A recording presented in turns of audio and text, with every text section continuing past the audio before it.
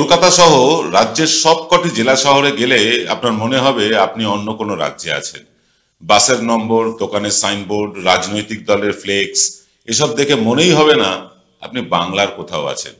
হিন্দি আর উর্দুর দাপটে বাংলা ক্রমশ কোণঠাসা হয়ে পড়ছে খোদ বাংলাতেই।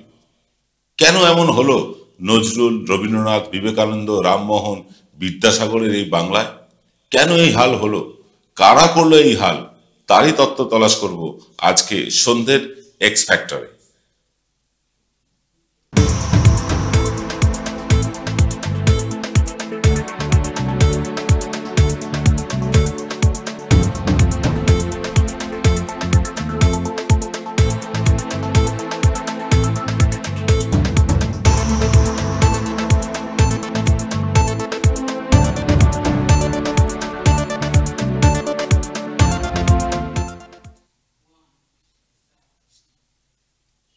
নমস্কার, আদাব। আমি আপনাদের প্রবীর বিশ্বাস। আপনারা দেখতে শুরু করেছেন প্রত্যেক দিনের অভ্যেস মতো বিশ্বজোড়া বাঙালির আওয়াজ এনকে ডিজিটালের সান্ধ্য এক্স ফ্যাক্টর। আমরা এখন থেকে রাত 8টাতেও নতুন করে একটা এক্স ফ্যাক্টর আনছি। এনকে বাংলার অনুষ্ঠান আপাতত বন্ধ আছে, আমাদের কিছু আর্থিক অসুবিধা চলছে সে কারণে, কিন্তু খুব শিগগিরই বাংলাটাও আমরা চালু করব। আমরা দিনে রাতে দুবেলা এক্স ফ্যাক্টর আনছি আপনাদের কাছে এই কারণে যাতে আপনারা আপডেট থাকতে পারেন, বাংলা বাগানের যে চেতনা সেখানে যেন আপনি সম্পৃক্ত হতে পারেন। যাই হোক, আজকের সান্ধ্য এক্স ফ্যাক্টরে আমরা যেটা নিয়ে আলোচনা করব সেটা হচ্ছে বাঙালির ধ্বংসের কারণ কি। বাঙালি ধীরে ধীরে ধ্বংস হয়ে যাচ্ছে, এর কারণটা খুঁজে দেখব। দেখুন, ডব্লিউবিসিএস পরীক্ষায় পাশ করে বাংলায় চাকরি করতে হবে, সেখানে বাংলা পরীক্ষা বাধ্যতামূলক ছিল। বর্তমান সরকার বললেন না, হিন্দি এবং উর্দুতেও দেওয়া যাবে পরীক্ষা। অন্য রাজ্যের যে কেউ এসে ডব্লিউবিসিএস পরীক্ষা দিয়ে পাশ করে পশ্চিমবঙ্গ সরকারের অফিসে বসে আমার আপনার সাথে হিন্দিতে কথা বলে পরিষেবা দেবেন। আমাকে আপনাকেও সেইভাবেই সরকারি পরিষেবা নিতে হবে। যদি বাংলা ছাড়া অন্য কোনো ভাষা আপনি না জেনে থাকেন, সে অপরাধটা আপনার, সে দায় আপনার, সে দোষ আপনার, বাংলার সরকারের নয়। কারা বাধ্য করছে আপনাকে নিজ ঘুমেও অন্য ভাষা ব্যবহার করতে? উত্তরটা সহজ। কেন রাজ্য সরকার? আগে না, বিরোধী দলেরও নেতারা এই একই দাবি করছেন বিধানসভার অন্দরে, যে বাংলা নয়, হিন্দি এবং উর্দুকে একদম রেগুলার ভাষা করতে হবে ডব্লিউবিসিএস এ। বিধানসভার অন্দরে করছেন বিরোধী দলের নেতারা। অর্থাৎ শাসক বিরোধী উভয় দলই চাইছে আপনি বাংলা জানুন বা না জানুন, হিন্দি কিংবা উর্দুটা আপনাকে জানতেই হবে। রাজ্যের অধিকাংশ মানুষের ভাষা আজ নিজ ভূমেই কিন্তু পরবাসী হয়ে গেছে শাসক বিরোধী উভয়ের জন্যই। বাংলার মানুষের কথা এরা ভাবেন না। আপনি তৃণমূল আর বিজেপিকে যখন খুব খারাপ ভাবছেন এসব কথা শুনে, তখন জেনে রাখুন এই বাঙালিকে মেড়ো আর খোট্টা বানানোর প্রক্রিয়া শুরু হয়েছিল সেই 80-র দশকের মাঝামাঝি থেকে বাম আমলে। অবাক হচ্ছেন?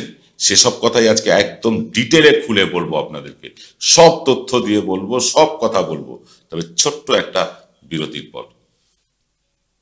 জয়গুরু রত্নভান্ডার জ্যোতিষ সেবা। এখানে গোল্ড মেডেলিস্ট জ্যোতিষী বসেন। হাই কোয়ালিটির আসল গ্রহরত্ন সবচেয়ে কম দামে এখানে পাওয়া যায়। স্থান বেলঘড়িয়া, রানী পার্ক, বটতলা, 2 নম্বর রেলগেটের নিকটে। 9681345722 এবং 90077789।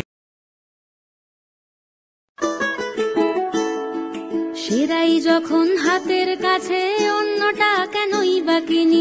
আজ বাঙালির ঘরে ঘরে একটাই নাম সুন্দরিনী, সুন্দরিনী, সুন্দরিনী, সুন্দরিনী, সুন্দরিনী।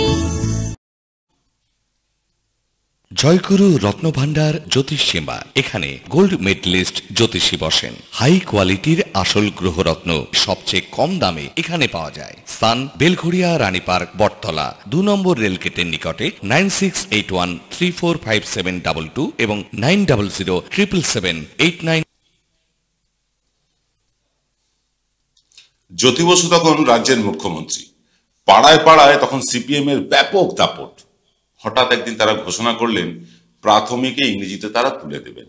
মাতৃভাষা মাতৃদুগ্ধ, শিশু মনে বিদেশি ভাষার চাপ সৃষ্টি করছে, এসব ইত্যাদি ইত্যাদি উদ্ভট যুক্তি দিয়ে বাঙালিকে ভাওতা দেওয়া যেমন হলো, অন্যদিকে পাড়ায় পাড়ায় ইংরেজি মিডিয়াম কিন্ডারগার্টেন স্কুলগুলো ছড়িয়ে দেওয়া হলো মাকড়সার জালের মতো করে। মধ্যবিত্ত বাঙালির একাংশ ভেবে বসলেন ইংরেজি না শিখলে ছেলে মেয়ের ভবিষ্যৎ অন্ধকার হয়ে যাবে, ইংরেজিটা শিখতেই হবে। তাছাড়া সেই সময় ইংলিশ মিডিয়ামে ভর্তি করবার আরো কয়েকটা কারণ ছিল বাঙালির। এক, সরকারি স্কুলের মাস্টারমশাই দিদিমণিরা অধিকাংশই এবিটিএ করতে বেশি পছন্দ করতেন, লেখাপড়া করানোর চেয়ে, লেখাপড়া পঠন পাঠনের চেয়ে। তেনাদের রাজনীতি করাটাই যেন বেশি প্রয়োজনীয় হয়ে পড়েছিল প্রত্যেকটি স্কুলে। অধিকাংশ মাস্টারমশাই দিদিমণিরা এবিটিএ করতেন, অর্থাৎ শিক্ষক আন্দোলন করতেন। বামেদের শিক্ষক আন্দোলনের সংস্থা হচ্ছে এবিটিএ। স্কুলের পঠন পাঠনের মান নেমে যাচ্ছিল হু হু করে। আপনাদের মনে থাকবে সে সময়ের কথা, যারা একটু পুরনো লোক তারা নিশ্চয়ই মনে করতে পারছেন। তৎকালীন বাম সরকার স্কুলের পরিকাঠামো তৈরি করতে যতটা আগ্রহী ছিল, তার চেয়েও তাদের বেশি আগ্রহ ছিল বাৎসরিক একটা করে ধর্মঘট আর ব্রিগেডে প্রত্যেক বছর একবার করে শক্তি প্রদর্শন করতে।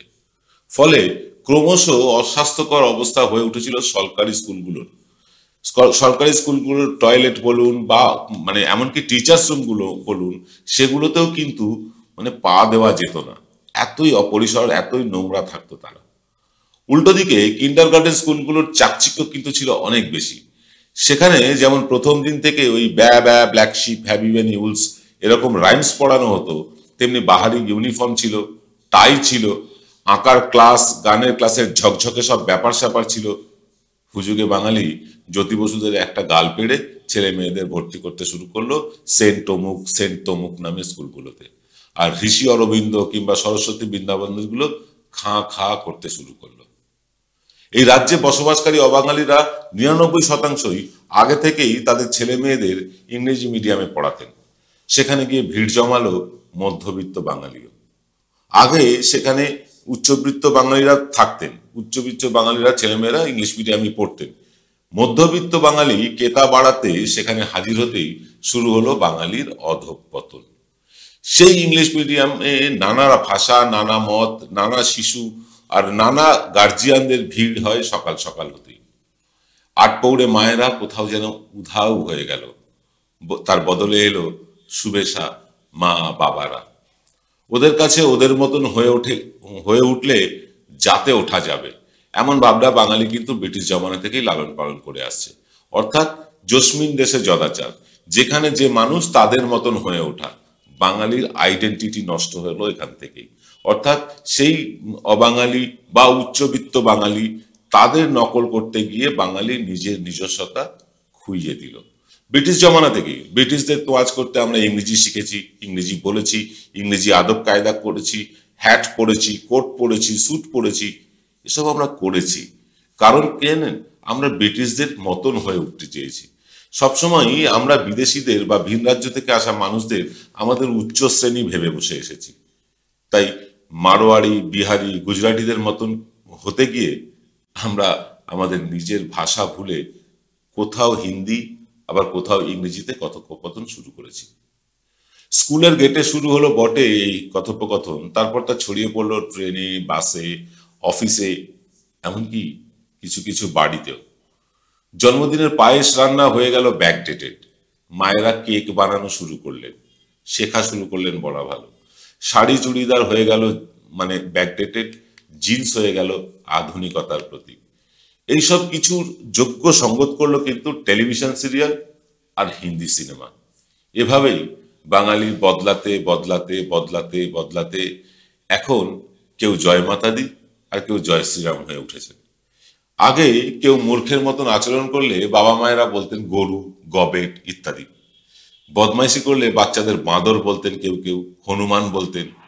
এখন এরাই বাঙালির কিন্তু আরাধ্য দেবতা।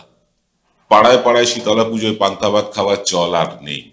বাড়ি বাড়ি ঘুরে লক্ষ্মী পুজোয় নাড়ু সংগ্রহ করাটা আজকের দিনের অসভ্যতা বাবা মায়েদের কাছে। এভাবেই বাংলা ভাষা সংস্কৃতিকে ব্যাকডেটেড করে দিয়েছি কিন্তু আমরাই। ওদের কাছে ওদের মতো হতে গিয়ে আমাদের মতো হয়ে ওঠাটা ভুলেই গিয়েছি আমরা। আজ বাঙালির বিয়েতে গায়ে হলুদের বদলে হলদি এসে গিয়েছে। ধুতি পাঞ্জাবির থেকে বিয়েতে শেরওয়ানিটা নাকি অনেক বেশি কমফোর্টেবল ফিল করায়। হ্যাঁ, ফিল করায়, অনুভব করায় না। ভাষা নিয়ে সংস্কৃতি নিয়ে অনুভূতির জায়গাগুলো খুব হিসেব করে মুছে দেওয়ার প্রক্রিয়া শুরু হয়েছিল সেই বাম আমল থেকে। সেই ট্র্যাডিশন সমানে চলেছে এবং ভবিষ্যতে আরো প্রবলভাবে চলবে। বাঙালি ছেলে মেয়েদের নাম বিকাশ থেকে ভিকি হয়েছে, সাহেলি হয়েছে। মুসলমান শিক্ষিত মানুষেরাও আরবিতে নাম রাখেন ছেলে মেয়েদের। এইভাবেই মিশ্র ভাষাভাষীর রাজ্য হয়ে উঠেছে আমার বাংলা, আপনার বাংলা। বাংলা কোণঠাসা হচ্ছে এবং ভবিষ্যতেও হবে। তা যে শুধু রাজনৈতিক নেতাদের জন্য তা নয়, আমি আপনি ছেলে মেয়ের নাম রাখি মেহেক, রাজ ইত্যাদি ইত্যাদি। আমরাই ভিড় বাড়াই মাতা রানীর জাগরণে, দান্ডিয়া কিংবা দশরায় রাবণ পোড়ানোর উৎসবে। আর ওরা কি করেন জানেন? ওরা যা করে তা শুনলে অবাক হবেন। ওদের আবাসনে প্রথমত আপনাকে ফ্ল্যাট নিতেই দেবেন। আপনি যদি ফ্ল্যাট কিনতে চান, কোনো গুজরাটি মারোয়াড়ি অধ্যুষিত এলাকায় আপনাকে ফ্ল্যাট নিতে দেবে না। নিলেও সেখানে মাছ মাংস রান্না করতে দেবে না কিছুতেই। অজস্র উদাহরণ সোশ্যাল মিডিয়ায় ছড়িয়ে আছে। আপনার সাথে ইচ্ছে করেই তারা বাংলা বলবে না। আপনি গোটা সিদ্ধ বা নীল পুজো করলে ব্যাকডেটেড আখ্যা দেবে। শুধু ওরা দেবে না, আমাদের মতন কিছু বাঙালিও দেবে। এ মা, গোটা সিদ্ধ নীল পুজো আবার কেউ করে নাকি এখন? আমরা সত্যনারায়ণ পুজো ভুলে গিয়েছি। সত্যনারায়ণ পুজো বা ধরুন বিভিন্ন রকম বাঙালি উৎসব, নবান্ন, এসব আমরা ভুলেই গিয়েছি। আমরাই ওদেরকে মুখের ওপরে বলতে পারি না, দেখো তুমি বাংলায় আছো, বাংলা ছাড়া তোমার সাথে অন্য ভাষায় কথা বলবো না। মাতা রানীর জাগরণে গিয়ে কপালে ফেটটি বাঁধবো না। হনুমান পুজোর বদলে আরো বড় করে সরস্বতী পুজোটাই করব। যতদিন এসব না করতে পারবো, ততদিন ওরা আমাদের উই পোকা বলবে রাজনৈতিক মঞ্চ থেকে। ততদিন রেড রোডের নামাজে মুখ্যমন্ত্রী হিন্দিতে বক্তৃতা করবেন, আর আমরাও আমাদের মতো না হয়ে ওদের মতো হতে গিয়ে নিজের মাতৃভাষা, নিজের সংস্কৃতি, নিজের মাতৃভূমিকে তিল তিল করে ধ্বংস করব। এসব কথা বলার পরেও ভাবছেন এনকে ডিজিটালের মতন চ্যানেলগুলোকে ওরা বিজ্ঞাপন দিয়ে সাহায্য করবে? কখনো না, কেউ করবে না। ডান বাম রাম কেউ করবে না, আমরা জানি এটা। আপনাদের কাছে প্রতিদিন আমরা আবেদন করি, মাসে অন্তত 100 টাকা সাবস্ক্রিপশন নিয়ে আমাদের পাশে এসে দাঁড়ান। কেন জানেন? এইসব বিজ্ঞাপন আমরা পাবো না, সরকারি বিজ্ঞাপন তো পাবোই না, অন্যান্য দলের কাছ থেকে যে বিজ্ঞাপনগুলো আছে সেগুলোও আমরা পাবো না। তাই আপনাদের কাছে আমরা বলি যে পাশে এসে দাঁড়ান। পাশে যে ছবিটি দেখছেন সেই বিজ্ঞাপন দিতে লাগে 500 টাকা মাসে, মাত্র 500 টাকা মাসে। আর নিচের অংশে যে বিজ্ঞাপনটি দেখছেন 300 লেখা, সেই বিজ্ঞাপন দিতে লাগে 300 টাকা প্রতি মাসে। আপনারা এভাবে আমাদের পাশে এসে দাঁড়াতে পারেন আমাদের কাছে ভিডিও বিজ্ঞাপন দিয়ে। তার খরচ মাত্র 2000 টাকা। আর যদি এসব কিছুই না পারেন, তাহলে মাসে অন্তত 100 টাকার অর্থ সাহায্য করে চ্যানেলটাকে সচল রাখতে পারেন। এসব কথা বলতে বলতে মুখে রক্ত তুলতেই থাকবো আমরা। আপনারা কিভাবে সাহায্য করবেন? নাম্বারটা দিয়ে দিচ্ছি, 9830075869। এই নাম্বারে ইউপিআই করুন, অথবা এই নাম্বারেই ফোন করে ব্যাংক অ্যাকাউন্ট নাম্বারটা চেয়ে নিন।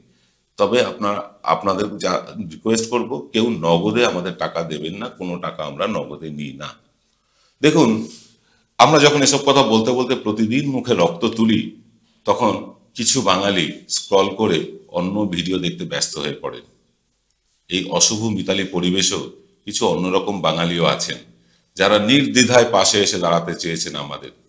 প্রতি মাসে কেউ 100, কেউ 200, কেউ 300, কেউ 500, এমনকি কেউ কেউ 5000 টাকা অর্থ সাহায্য করতে এসেছেন প্রতি মাসে। আর যারা এগিয়ে আসতে চান, তারা ওই নাম্বারটিতে ফোন করুন, 9830075869। সকলে ভালো থাকবেন। শুভরাত্রি।